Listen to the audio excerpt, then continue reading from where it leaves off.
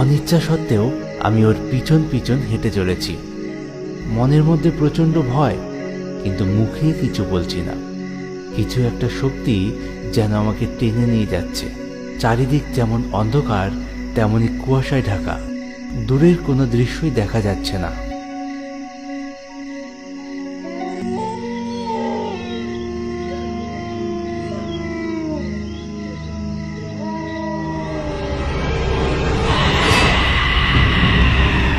বেশ কিছুক্ষণ হাঁটার পর আমি দেখতে পাই একটি গাছে উল্টো হয়ে কে যেন একটা ঝুলে আছে।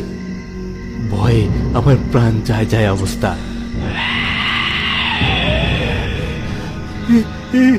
এটা কে? এটা কে?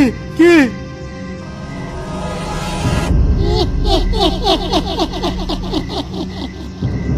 কিরে, তুই নাকি ভূতে বিশ্বাস করিস না?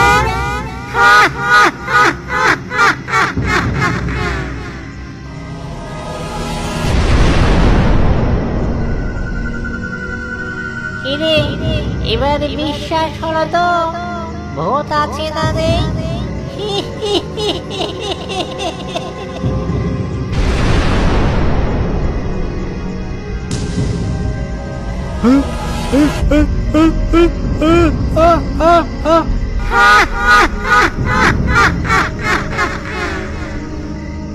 যাকে বন্ধু ভেবে আমি এত দূরে এসেছি, এখন দেখি সেও একটা ভূত। পলাশ! পলাশ! পলাশ!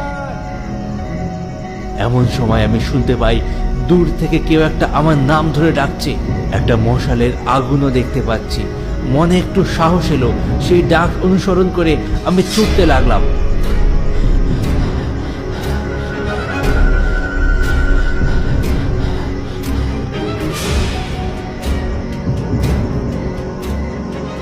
ছুটে গিয়ে দেখি সন্ধ্যাবেলা যে বন্ধুরা আমাকে ভূতের গল্প শুনেছিল, ওরাই মশাল নিয়ে আমাকে খুঁজতে এগিয়ে এসছে।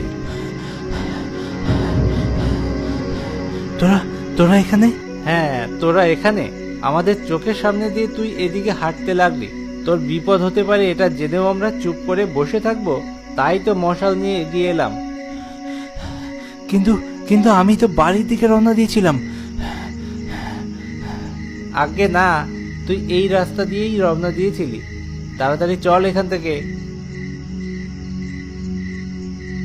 আমার বন্ধুরা এগিয়ে এসেছিল বলেই আমি এই যাত্রায় বেঁচে গেলাম। এই রাস্তায় আমি আর কখনো আসি না। আজকের মতো বিদায় নিচ্ছি। পরবর্তী গল্প নিয়ে ফিরছি খুব তাড়াতাড়ি।